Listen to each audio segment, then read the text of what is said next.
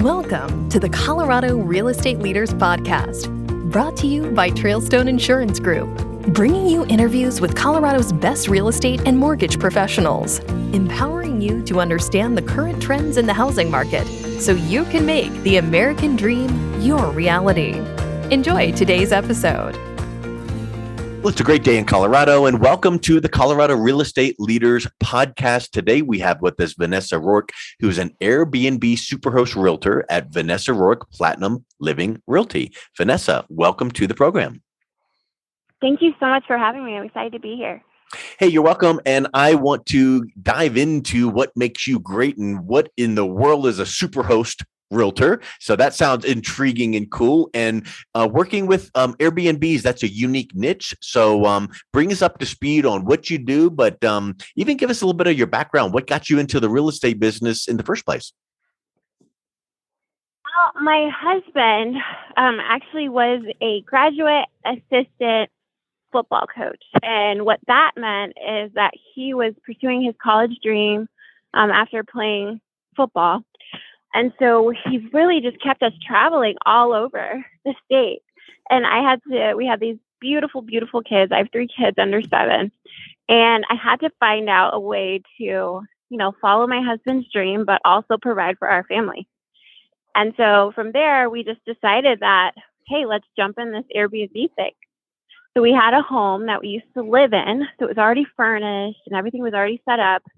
And we just heard about Airbnb. We tried it out. And in the first month, we made what we would have made for the year as a long-term rental.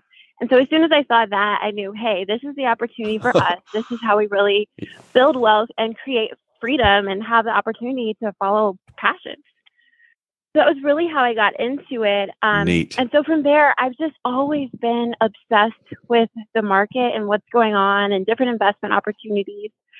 And so I had a focus of, my children and managing these Airbnb properties because it really gave me time to be a mother. I was a stay-at-home mom, but I also managed our portfolio and bought new properties and added on to our Airbnb portfolio while I was a mom. So finally, Awesome. when my son was 2, I decided, okay, it's time now. I can finally live my dream of being a real estate agent and helping other people find freedom and build wealth as well. So that's really what got me into it. I love it. And when you were describing that, it reminds me of what I've seen online called the digital nomad lifestyle. I know it's not exactly what you're talking about, but just having the freedom and flexibility to just go wherever and crack open the laptop and do your work. So that kind of gave you that flexibility by using Airbnbs to kind of go here and go there and be, having a place to kind of feel like it's a home, but yet not living out of a suitcase in a hotel. Yeah, it's a really exciting time in our economy. I know a lot of people were in this state of confusion where it's like, hey, what's going on? Are we truly in a recession? Mm-hmm. But I think a lot of people forget and they don't take into account the gig economy and the internet economy. Like we haven't seen this ever in the history of life. Yeah. There's so many people that I know are making well over 6 figures all online. And so there's a real opportunity if you're able to just provide a comfortable space that's already set up like a home, you can serve that clientele. Well, that's, in business and marketing, you've got to find a unique offering that stands out from the rest. Well, real estate is quite the broad term, isn't it? So when you can now go, hold on, I figured this out on my own. It served my family and it gave us freedom and flexibility. So becoming an Airbnb Superhost Realtor, wow, that becomes now a really great way that you can serve clients in a unique way rather than let me just show you the MLS listings. I'm sure you still do that, of course, but this is a unique way to kind of really create some, fun and excitement. Yeah, especially when I have a client where they're looking for their dream house and they're like, wow, my budget is here and my dream house is an extra $100,000 away. How am I ever going to get there? Well, when I have those conversations, it's so exciting because I have, the opportunity to educate them. Like, hey, I know you wanted this house upgrade and you were thinking about just selling the house. which obviously I would love to sell your house. If you want to sell your house, call me anytime, but I'm not the realtor that's ever going to push you to do that. Yeah. Because there's so much opportunity.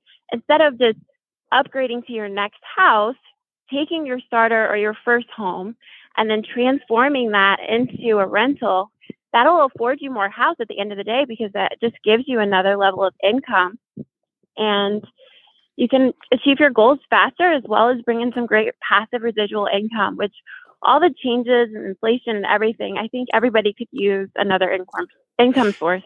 So let's talk a little bit about what that actually looks like. So let's say that someone, like I've got a daughter that just got married, and at some point they're going to buy their first home, but 2 to 3 years down the road, maybe they need to get a bigger place. So if the decision was, we're not going to sell this, we're going to keep it, and what? The traditional thing is turn it into a rental property. Well, you're proposing that maybe consider using that as an Airbnb, and then you can then move into your next place because you've got some cash flow coming. So how does that process work, and what does that look like? Yeah, and when I say cash flow, it's serious cash flow. The average Airbnb income in 2021 was $56,000 a year. Wow. And so it's almost like you're adding a complete new income to your lifestyle. So this all depends on your area, and it's address by address. You really have to find if there is a demand in your market. But I would start by checking out on websites like rabbu.com. That's rabbu.com. You can literally type in your address, how many bedrooms, and then do a search, and they will give you their projected income. Now, this is not law. I would never be like, Rabbu said this, so this is going to be what it is. When I put my address in there, they're usually like $3,000 short on what I'm actually making a month. But it is a nice guide to show you like, oh, okay, is there a demand for this in my area? So once you establish like, oh, okay, there is a demand, going that route just makes a lot of sense. I would never tell anyone, though, that it's easy. And I'm sure, like in life, anything worth having, which a passive, $6,000 a month or more is probably worth having. It takes work. But what I like about it, it's a lot of work on the front end. And then after that, you're on autopilot. So to first get started, I would just always recommend going on Airbnb.com, going on VRBO, any other vacation site, and researching who is actually staying in the places in your area and what are they saying in their reviews. Are they coming there as a traveling baseball team? Is it retirees? Who are you serving? After you identify who you're serving, I would suggest decorating that space or creating a space for whoever you're serving to be most comfortable. So what you would create for a bachelorette getaway is completely different from, an adventurer 50 plus age group couples. That's really insightful. So after you build this, you really have to be strategic about what you're doing with Airbnb, because if you can, serve your client and create a need, then that's going to make it or fulfill a need. It's going to make it so much easier for you moving forward with Airbnb. So I just suggest diving deep, doing all the work, figuring out who you're serving, then creating a space that's comfortable for them.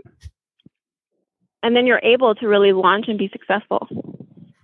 So in my mind, and I have lived in the house I live in now for 21 years, and I don't have any rental properties. And to me, if I hear the word buy a house as an investment to rent it out, I immediately think, effort and clogged up toilets and calls in the middle of the night. So I know that's, the cliche problem, but what are some of the problems that are associated with Airbnb? Because you said do the work on the front end and then it's sort of autopilot.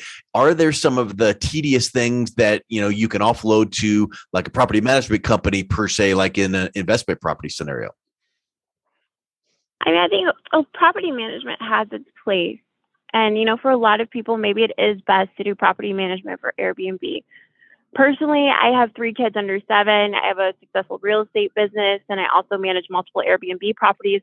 It really only takes me about an hour a month to bring in great income. So I would suggest trying it yourself first. I know it's hard and you think like, okay, let me just offload this. But if you offload Airbnb to someone else, I really don't think it's as effective. Okay. You would have to offload it to someone with experience who has a limited amount of properties, because every property is going to be so specific, and the problems that you come up with Airbnb, like the customer, they're worried about where do they take the trash out, and they're worried about where do they park. Yeah. So if you can already have, I already have in my phone just a preset set of communication where I'm like professionally explaining to people, okay, the trash is here. Smart. You unlock the door this way. You use the washer and dryer this way. And then in my actual Airbnb properties, I have specific instructions like, please do not flush this down the toilet. Please don't put grease down the kitchen sink. Just the simple things that you think that everybody thinks is common knowledge. They're just not. And if you post those things in your home, you'll find that you don't have a lot of inquiries. That's smart. That's like the old overcome objections before they become objections by educating them up front. Well, you are putting, helpful notices or posters or whatever ahead of the time before it becomes a problem. And, in reality, that is a help to the Airbnb guest, because if they are seeing you lay out the ropes and helpful tips, that makes it a more pleasant experience, which then does what? Helps you get good reviews, which then helps you get more Airbnb guests. Correct. Yep. It's all about creating an easy at-home experience. Now, and I think the here's best something way to do that initially is to truly understand your property. Make sure you spend the night as a guest and understand what it's like to be there. I remember a TV show maybe a year or two ago. I forget the name of it, but it was a husband and wife team that would go around and find properties that were unique or different, and they would not buy it. They would give the person, $30,000, $40,000, $50,000 to come in and then put even more money to renovate the space so that they would put it up as an Airbnb and then do a split with the owner.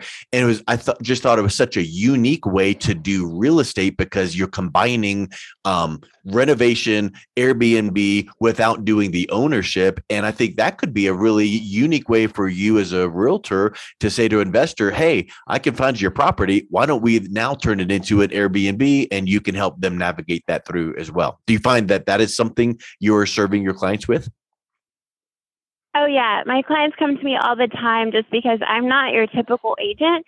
I've never wanted to be. So typically when you work with a realtor, you give them the specifics, what you're looking for, and they set you up on a drip and they email you all these properties. Yep. And what I think that's completely overwhelming, especially if you're relocating to a new area. And so what I do is I sit down and I have a one-on-one buyer consultation. It lasts about an hour and a half. I don't necessarily ask you too much about a house. I'm really asking you, hey, where do you go for coffee on the weekends? What do you do? What do you like?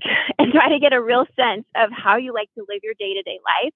And from there, I match you with a property. So if you're looking for an Airbnb property, I ask you, hey, are you looking to use this throughout the year as well? Or is this purely for cash flow? And from there, I only send my customers 2 properties at a time to look at. And so they know when I sent them something, it's something because I did all the research on the numbers. I've done all the work on the back end.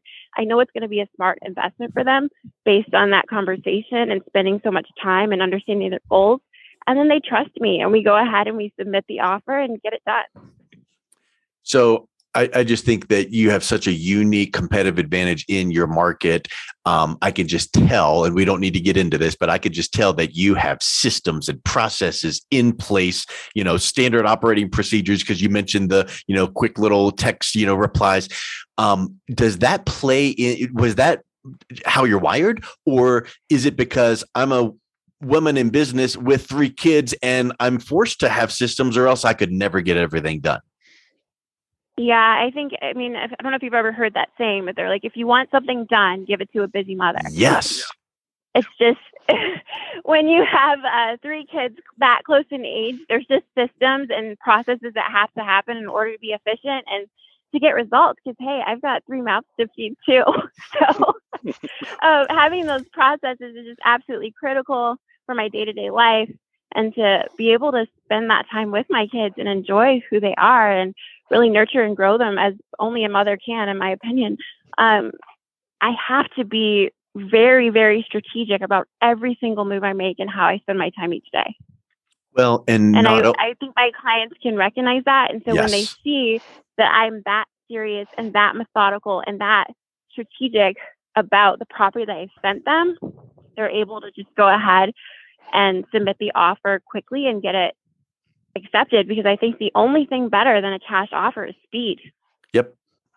Well, and getting back to competitive advantage, the word realtor or real estate professional, or, that's so broad. But when you can narrow down and say, hey, look, I can bring you unique properties and show you my processes and systems to help you understand and navigate the Airbnb and turn it into like a mega, investment property, because you might think traditionally you just rent it to or lease it to this person, but let me show you how to really amplify it with Airbnb. That sounds really exciting. And so that's such a competitive advantage for you in offering that to your clients. Yeah. And it's actually just what I love. I mean, I think there's certain things where everybody has something that keeps them up at night. And this is mine. That's yours. Awesome. Scrolling the MLS and running scenarios, trying to find the most cash flow. Yep. Well, if that lights your buttons and it serves your clients, then everybody is the winner. And so I think that is so spectacular. So Vanessa, if someone is listening to this going, let me take a gander at what it could look like for me, what's the best way they can reach out and connect with you? Yeah, feel free to connect with me via Facebook. I'm Vanessa Roark at Platinum Living, or you can also follow me on Instagram at Vanessa_RealtorAZ. You can also reach out to me. My number is 480-628-9750, or my email is just listwithvanessa@gmail.com. Once again, that's listwithvanessa@gmail.com. Awesome. Well, Vanessa, it's been a real pleasure talking with you today and learning from what you do. So thank you so much for coming on. Thank you so much for having me. Thank you for listening to the Colorado Real Estate Leaders Podcast, brought to you by Trailstone Insurance Group. To learn more about the topics mentioned on today's show or listen to past episodes, visit www.coloradorealestateleaders.com.